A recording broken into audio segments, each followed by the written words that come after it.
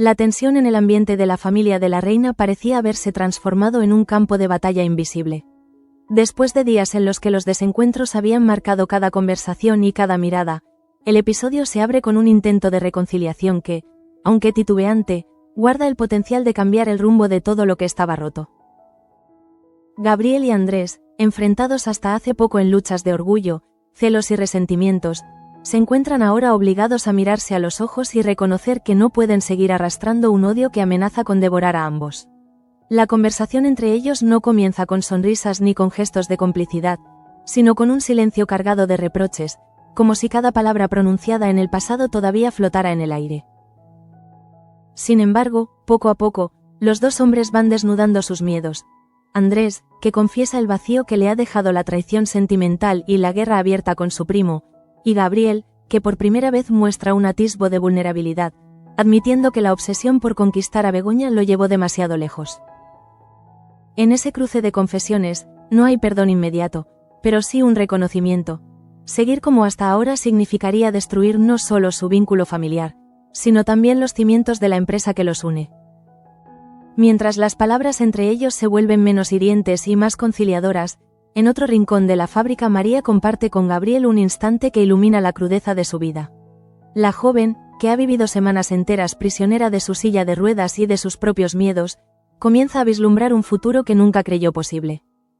En sus ojos se percibe la esperanza de que la recuperación y el proyecto empresarial que están tejiendo con Gabriel sean el inicio de una nueva etapa, lejos de la sombra del dolor. La celebración que comparten no es con brindis ni música, sino con miradas y promesas silenciosas.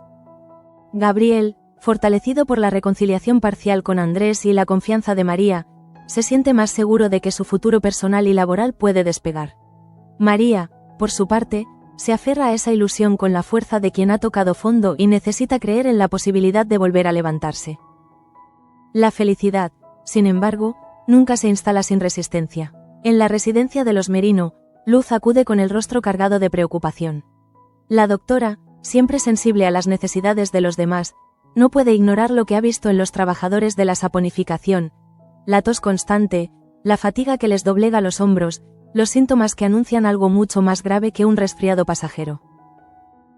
En su conversación con don Pedro, Luz rompe la formalidad y se muestra casi desafiante. Le exige que se tomen medidas, que la salud de los obreros no se sacrifique por la productividad. Pedro escucha, pero no con la receptividad de un hombre dispuesto a actuar.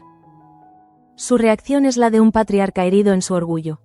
Le confiesa a Digna que la salida de Irene de la casa fue consecuencia directa de sus propias decisiones y, al mismo tiempo, aprovecha para despotricar contra Damián, responsabilizándolo de todos los males que aquejan a la familia.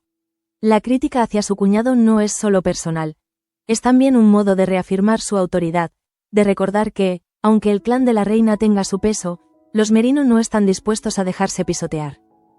El intento de Damián por reconciliar a Tasio y Andrés se convierte en uno de esos gestos que nacen de la buena intención, pero acaban sumiendo a todos en un fracaso aún más doloroso.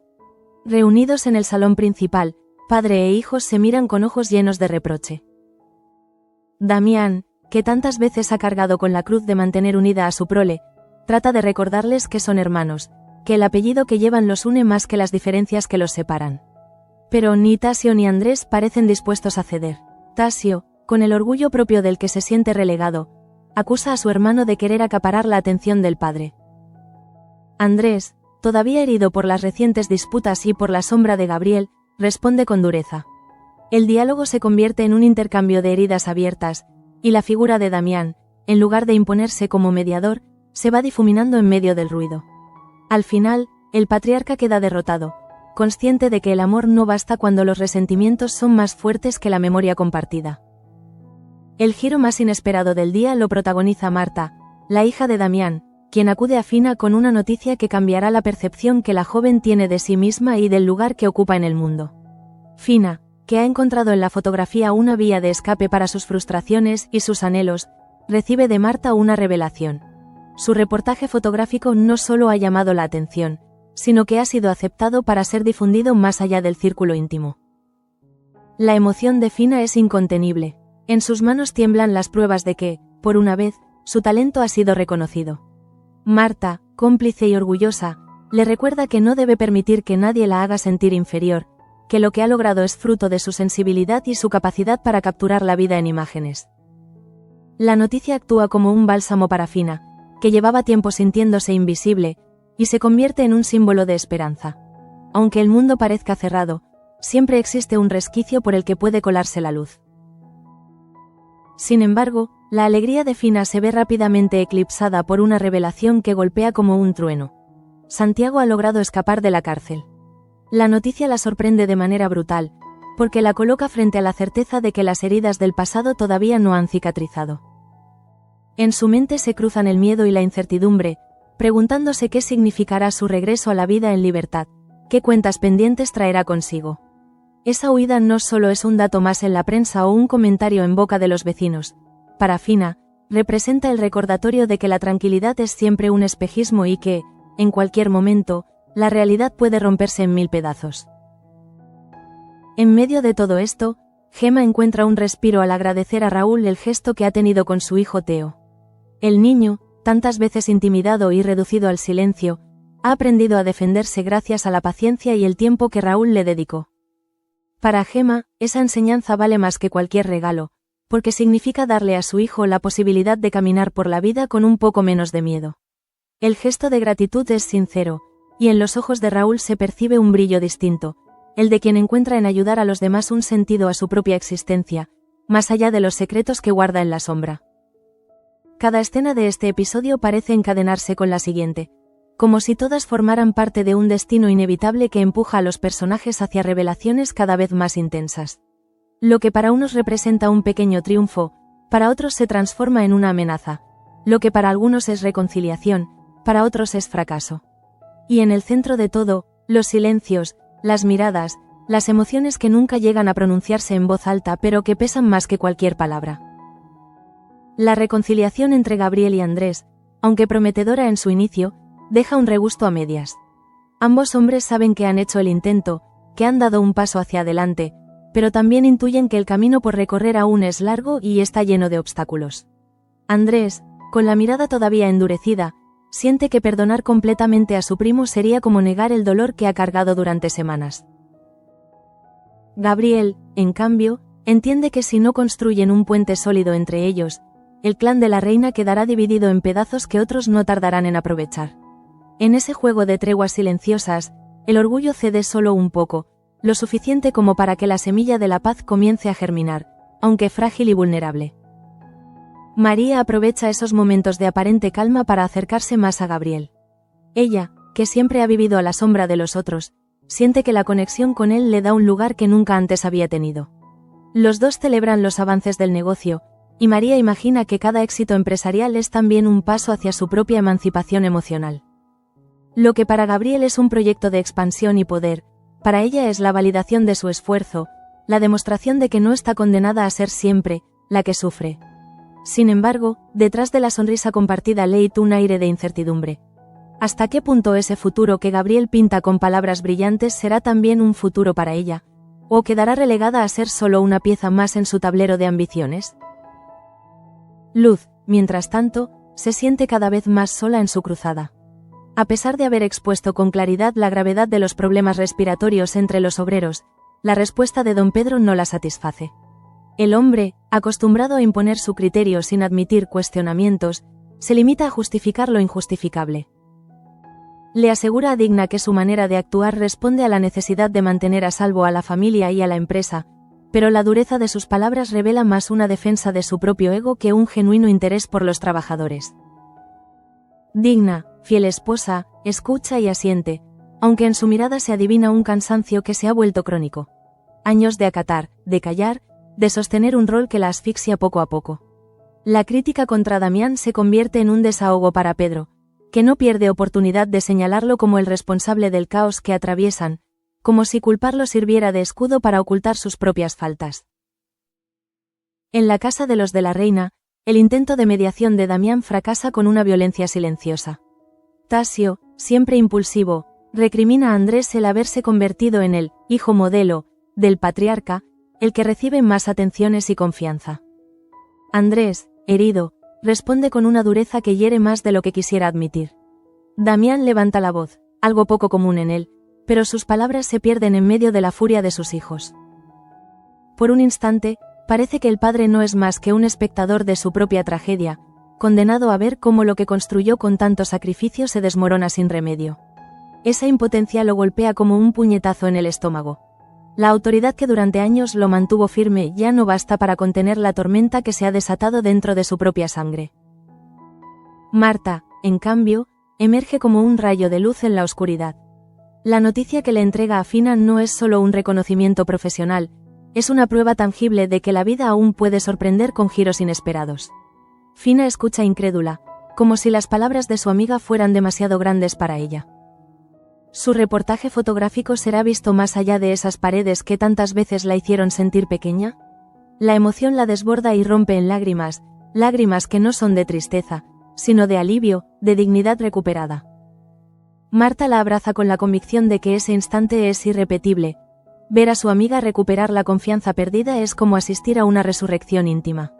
En ese abrazo, las dos mujeres se reconocen no solo como amigas, sino como hermanas en la lucha contra un mundo que muchas veces intenta reducirlas al silencio. El contraste se hace brutal cuando, casi sin tiempo para saborear la buena noticia, Fina se entera de que Santiago ha escapado de la cárcel. El aire se le corta en el pecho, como si la noticia fuera un golpe físico. En su mente, las imágenes del pasado se agolpan. Recuerdos de heridas que nunca cerraron, promesas rotas, la sombra de una amenaza que creía lejana y que ahora vuelve a caminar libre por las calles. La mezcla de emociones es insoportable. Miedo, ira, incertidumbre. El futuro que parecía abrirse con la fotografía se tiñe de gris con la posibilidad de que Santiago reaparezca en su vida de la manera más inesperada. Marta, testigo de la reacción de su amiga, intenta tranquilizarla, pero sabe que hay temores que ni la mejor palabra de consuelo puede disipar. Mientras tanto, Gemma agradece a Raúl el tiempo y la paciencia que dedicó a Teo. Ella ve en su hijo una transformación que no tiene precio. Ya no es el niño que se escondía en los rincones para no ser golpeado, sino alguien que comienza a levantar la cabeza, aunque sea con timidez. Raúl escucha las palabras de gratitud con un gesto humilde, casi incómodo, como si no supiera qué hacer con tanto reconocimiento. Dentro de él, sin embargo, algo se mueve. Sabe que, al enseñar a Teo a defenderse, no solo ayudó al niño, sino que también sanó una parte de sí mismo. Porque, en el fondo, Raúl arrastra culpas que nunca confiesa, secretos que lo atean, y ver a Teo más fuerte es como convencerse de que todavía puede redimirse. En los pasillos de la fábrica, la vida sigue con su ritmo habitual, pero bajo la superficie leita un torbellino de emociones que amenaza con estallar en cualquier momento. Los trabajadores, exhaustos por las condiciones, murmuran entre ellos sobre las advertencias de luz, preguntándose si alguien hará algo para protegerlos o si seguirán siendo peones sacrificables en un tablero que nunca controlan. La noticia de la fuga de Santiago se cuela también en las conversaciones, extendiendo una nube de miedo que se suma al ambiente ya enrarecido. Nadie sabe qué hará el prófugo, a quién buscará, qué cuentas querrá saldar. La incertidumbre es un veneno silencioso que corre de boca en boca. El episodio avanza con la sensación de que todos los personajes están atrapados en una cuerda floja. Un paso en falso y todo se desmoronará. Gabriel y Andrés, aunque más cercanos que antes, saben que la paz que firmaron es tan frágil como un cristal. María celebra, pero teme ser solo una pieza más en un juego mayor. Luz se enfrenta a un muro de indiferencia que pone a prueba su vocación. Damián se derrumba al comprobar que su familia se desangra entre rencores. Fina oscila entre la esperanza de su éxito fotográfico y el miedo por el regreso de un fantasma. Y Gemma, en un rincón, sonríe al ver a su hijo más fuerte, sin imaginar que esa pequeña victoria personal podría ser la única luz en medio de tantas sombras. Todo queda en suspenso, como si cada personaje hubiera recibido una pieza de un rompecabezas incompleto que solo cobrará sentido cuando llegue el próximo golpe de destino. Y el espectador, consciente de que cada hilo se entrelaza con otro, no puede hacer más que esperar, ansioso, el siguiente movimiento en este drama que no concede respiro. El eco de la noticia sobre Santiago no tarda en expandirse como un incendio imposible de contener. Para Fina, que aún intentaba saborear la alegría que Marta le había regalado, se convierte en un recordatorio cruel de que la felicidad, en su vida, nunca llega sin que a la vuelta de la esquina se esconda un golpe devastador. Ella lo siente en la piel. La libertad de ese hombre significa que el pasado no ha terminado, que quizás solo estuvo dormido, aguardando el momento preciso para volver a clavar sus garras. Su respiración se entrecorta, sus manos tiemblan y, en silencio, se reprocha no haber sido capaz de enterrar del todo ese capítulo. Marta, atenta a cada gesto de su amiga, la sujeta de los hombros con firmeza y le recuerda que ahora no está sola, que esta vez la encontrará con aliados a su alrededor, y no aislada como antes. Mientras tanto, la aparente calma entre Gabriel y Andrés se va erosionando poco a poco. Los dos intentaron mostrarse civilizados, pero la tensión reaparece con facilidad. Una mirada mal interpretada, un comentario que suena a reproche, y el ambiente se vuelve áspero otra vez. Gabriel, que intenta mostrarse conciliador, siente que la hostilidad de Andrés no es solo personal, sino que representa todo el resentimiento que lo rodea. Por su parte, Andrés vive esa reconciliación como un teatro forzado, un acuerdo impuesto por las circunstancias que en realidad no calma el dolor de ver a Begoña cada vez más cerca de Gabriel. Esa mezcla de celos y orgullo le impide ceder por completo. El espectador percibe que, aunque se estrecharon la mano, el conflicto sigue latiendo bajo la superficie, dispuesto a resurgir en el momento más inoportuno. En la fábrica, Luz continúa con su cruzada. Se presenta ante don Pedro con documentos, testimonios y datos que avalan su preocupación. Pero el patriarca, inflexible, se atrinchera en su visión empresarial y lo reduce todo a rumores de pasillo. Esa negación hiere profundamente a Luz, que se siente ignorada no solo como médica, sino como mujer que lleva semanas advirtiendo de algo que podría convertirse en tragedia. Al salir de la reunión, camina con paso firme, pero por dentro siente que la rabia la consume. La cámara se detiene en su rostro, mostrando el contraste entre la serenidad que intenta proyectar y la tormenta que bulle en su interior. Ella sabe que tarde o temprano los hechos hablarán más alto que las excusas de don Pedro, y teme que, cuando eso ocurra, ya sea demasiado tarde. Don Pedro, por su parte, aprovecha la ocasión para descargar su ira contra Digna. Frente a ella, se desahoga, acusando a Damián de ser la causa de todos los males. Sus palabras, llenas de veneno, retratan a un hombre que se siente acorralado y necesita un enemigo para justificar su impotencia. Digna lo escucha con paciencia, pero en sus ojos se refleja el hartazgo de quien ha soportado años de monólogos cargados de soberbia. Ella no replica, pero el silencio con el que responde se vuelve más poderoso que cualquier frase. Es el silencio de quien ya no cree, de quien ha dejado de admirar y solo convive con la costumbre. La situación se complica todavía más cuando Damián intenta ser mediador entre sus hijos. Tasio y Andrés son como dos fuerzas opuestas que chocan sin remedio. Lo que empieza como un intento de conversación termina en una confrontación brutal. Tasio lanza acusaciones hirientes, y Andrés, cansado de ser siempre señalado, responde con dureza. Damián alza la voz, suplicando que escuchen, pero la violencia emocional es tan grande que sus palabras se estrellan contra un muro. La impotencia lo ahoga. Ver cómo sus hijos se despedazan frente a sus ojos es quizá el golpe más cruel que ha recibido como padre. En ese instante, la figura del patriarca se resquebraja y muestra a un hombre cansado, consciente de que no basta con llevar el apellido de la reina para mantener la unidad familiar. En un rincón de la ciudad, Raúl comparte con Gemma un instante de calma. Ella lo mira con una gratitud sincera, casi maternal, al hablar de cómo Teo empieza a defenderse solo. Para Gemma, el hecho de que su hijo levante la mirada sin miedo es una victoria que le devuelve la esperanza. Raúl se siente extraño recibiendo esas palabras. En su interior, guarda secretos que lo atormentan, pero por un momento se permite pensar que quizá no todo lo que ha hecho en la vida fue un error. En esa sonrisa discreta que cruza su rostro se lee la posibilidad de un futuro distinto, aunque sea pequeño, aunque esté lleno de riesgos.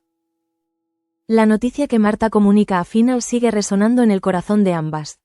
El reconocimiento al talento de Fina no solo implica que su trabajo será valorado, sino que también simboliza que alguien como ella, acostumbrada a recibir críticas y a sentirse inferior, puede ser protagonista de su propia historia.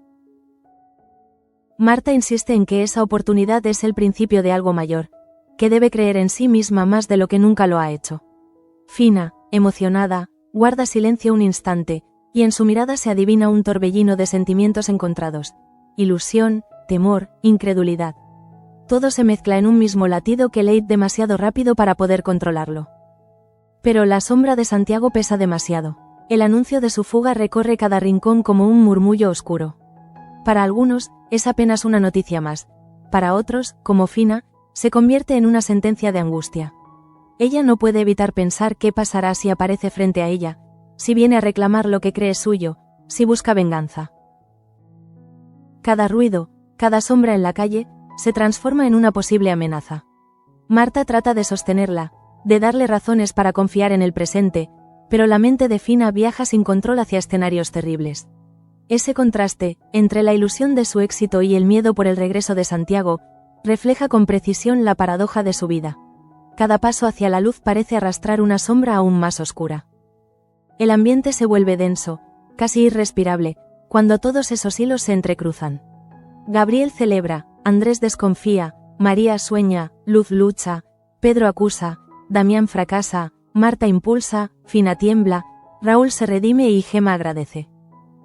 Cada uno vive su propio drama, pero todos forman parte de una misma tela que amenaza con rasgarse. La tensión es palpable, como si el episodio estuviera preparando un estallido mayor que todavía no ha mostrado su verdadero rostro.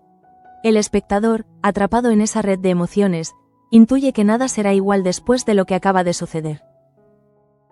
La mañana siguiente amanece con un aire enrarecido. Los rayos del sol que atraviesan los ventanales no logran disipar la sensación de inquietud que ha quedado flotando desde la noche anterior. Marta despierta con la certeza de que la noticia que le dio a Fina marcará un antes y un después en su amistad. Ha comprendido que no basta con acompañarla. Necesita empujarla hacia adelante, recordarle que no es menos que nadie, que su mirada como fotógrafa vale tanto como la de cualquier hombre que haya sostenido una cámara. En cada palabra de ánimo que Marta repite hay también un eco de su propia historia. Ella sabe lo que significa que te hagan sentir pequeña, y se promete no permitir que eso ocurra con Fina. Fina, sin embargo, atraviesa un torbellino emocional. De un lado, el orgullo por ver reconocida su vocación. Del otro, el miedo que la noticia de Santiago ha despertado en ella. Sus manos acarician las fotografías como si fuesen escudos, como si en cada imagen pudiera esconderse de la amenaza que presiente. Recuerda noches en las que pensó en renunciar, en abandonar la idea de que algún día su esfuerzo sería visto.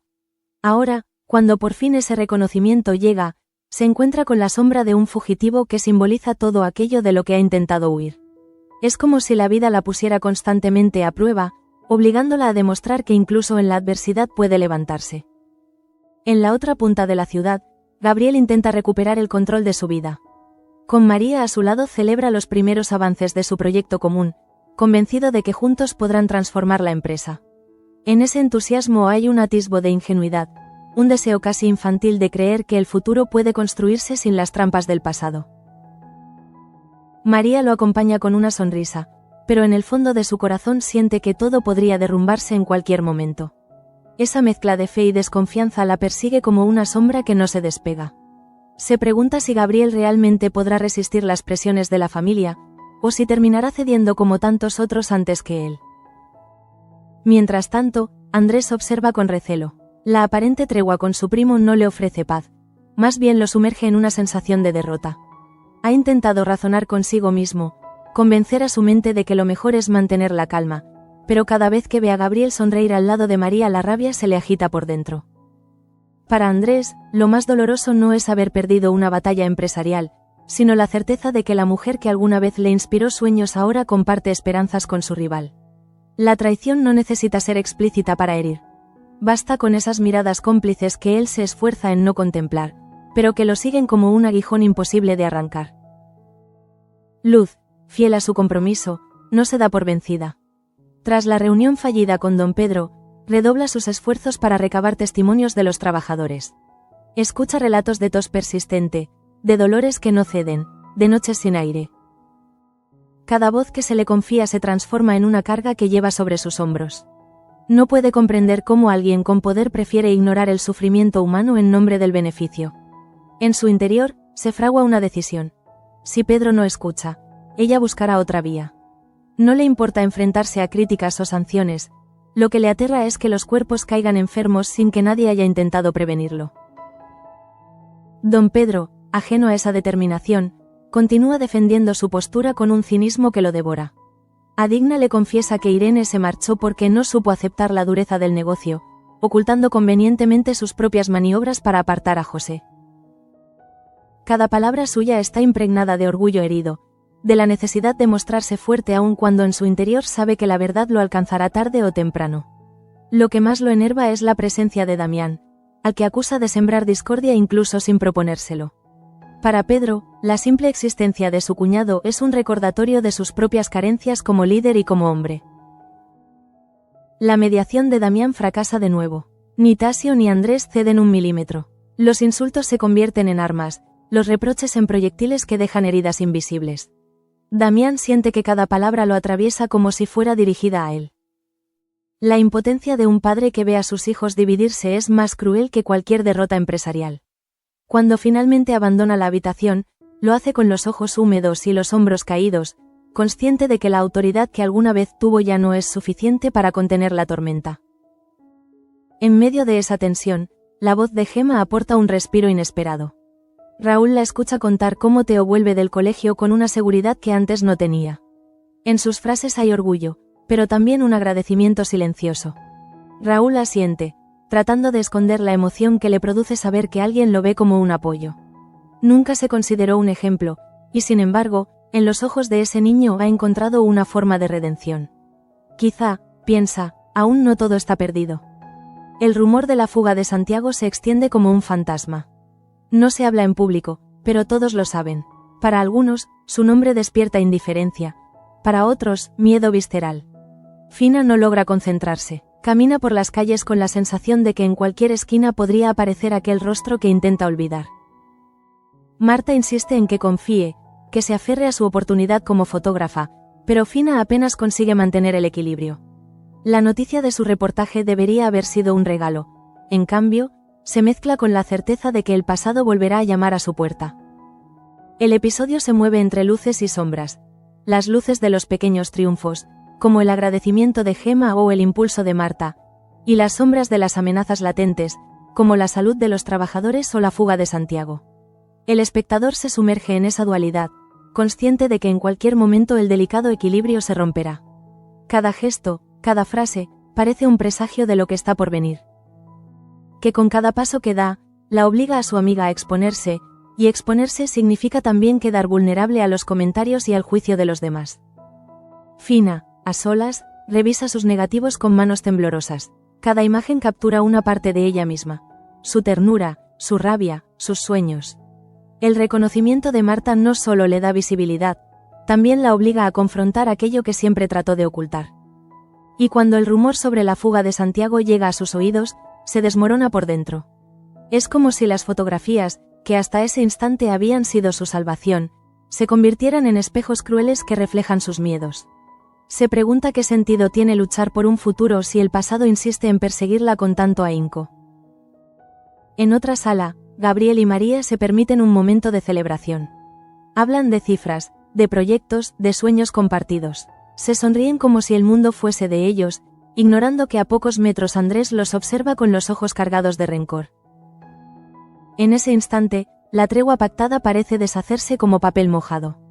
No hay palabra conciliadora que borre el resentimiento.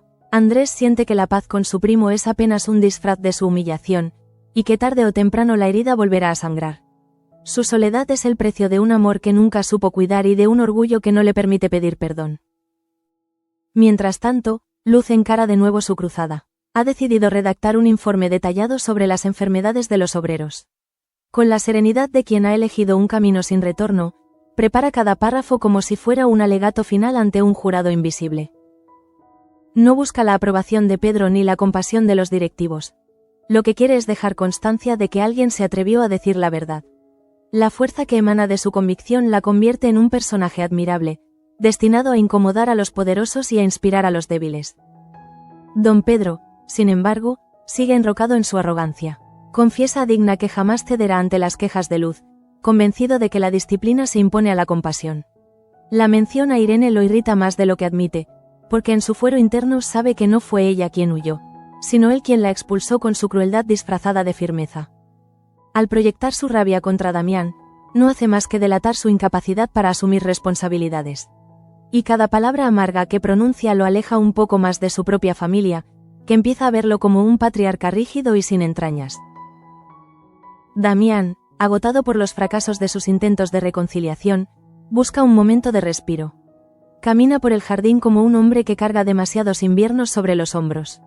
Sus pensamientos vuelan hacia un pasado en el que creía que sus hijos podían convivir sin devorarse. Ahora contempla el presente con la tristeza de quien asume que el linaje puede perderse en disputas sin sentido. Pero en su pecho aún late una chispa de esperanza. La creencia de que, si logra resistir, tal vez algún día Andrés y Tasio comprendan que la sangre pesa más que el orgullo. El eco de la fuga de Santiago llega a oídos de todos como una campana lúgubre. Para algunos, es un detalle irrelevante, para Fina, una amenaza concreta. En la penumbra de su cuarto, imagina su rostro atravesando la puerta, sus palabras clavándose como cuchillos. No sabe si podrá soportar otro encuentro con aquel fantasma del pasado.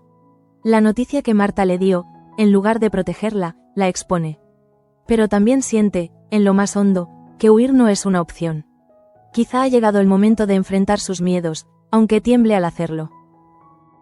Raúl, por su parte, vive un instante inesperado de gratitud cuando Gemma le agradece lo que ha hecho por Teo.